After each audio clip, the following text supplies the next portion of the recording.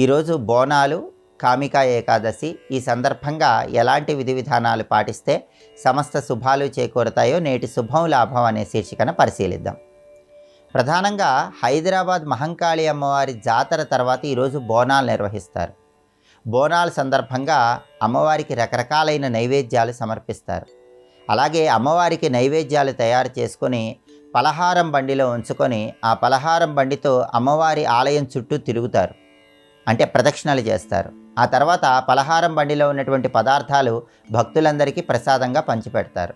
ఇలా అమ్మవారికి బోనాలు సమర్పించిన తర్వాత రంగం అనే పేరుతో భవిష్యవాణి చెప్పడం జరుగుతుంది. ఈ సందర్భంగా కాళికా అమ్మవారి ఆలయ దర్శనం విశేషమైన శుభ ఫలితాలను కలిగింపజేస్తుంది.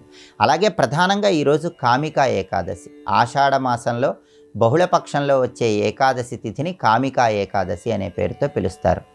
ఈ కామికా ఏకాదశికి ఉన్నటువంటి విశిష్టత ఏంటంటే, ఈరోజు విష్ణువుని తులసి దళాలతో పూజించినట్లయితే బంగారము వెండి దానం చేసిన ఫలితం కంటే ఎక్కువ ప్రయోజనాలు చేకూరతాయి.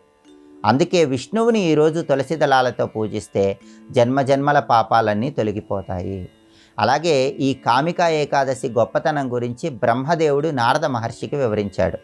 కామికా ఏకాదశి సందర్భంగా తులసి కోట దగ్గర ఆవు నెయ్యితో దీపాన్ని వెలిగించినట్లయితే వాళ్ళ పాపాలు చిత్రగుప్తుడు లెక్కించడని, పాపాలన్నీ తొలగిపోతాయని బ్రహ్మ నారద మహర్షికి చెప్పాడు. అలాగే కామికా ఏకాదశి సందర్భంగా శ్రీకృష్ణ పరమాత్మ చిత్రపటం దగ్గర నువ్వుల నూనెతో కానీ ఆవు నెయ్యితో కానీ దీపాన్ని వెలిగించినట్లయితే శాశ్వత సూర్యలోక ప్రాప్తి సిద్ధిస్తుందని కూడా ధర్మశాస్త్ర గ్రంథాలు తెలియజేస్తున్నాయి.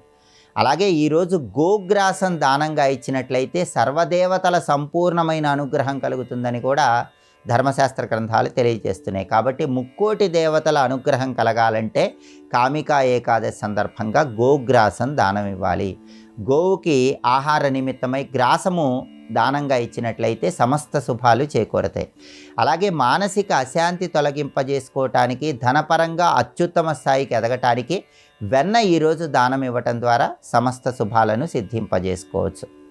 విష్ణువుని కామికా ఏకాదశి సందర్భంగా తులసి దళాలతో పూజించి విష్ణువు దగ్గర దీపాన్ని వెలిగించుకోవటం, విష్ణు ఆలయంలో దర్శనం చేసుకొని ప్రదక్షిణలు చేయటం ద్వారా ఎంతటి శుభ ఫలితాలు కలుగుతాయో బ్రహ్మదేవుడు నారద మహర్షికి వివరించాడు.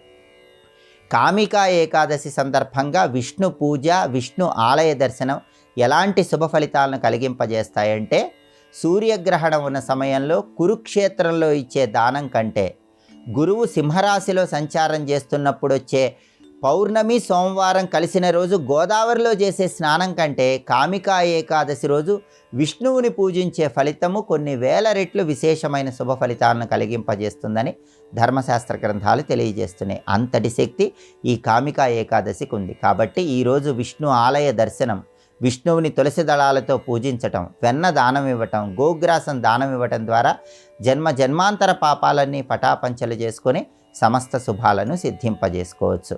ఈరోజు ఈ ప్రత్యేకమైన విధి విధానాలు పాటించి విష్ణు సంబంధమైన ఆలయంలో ధ్వజస్తంభం దగ్గర దీపం వెలిగించి సరి సంఖ్యలో ప్రదక్షిణలు చేయండి.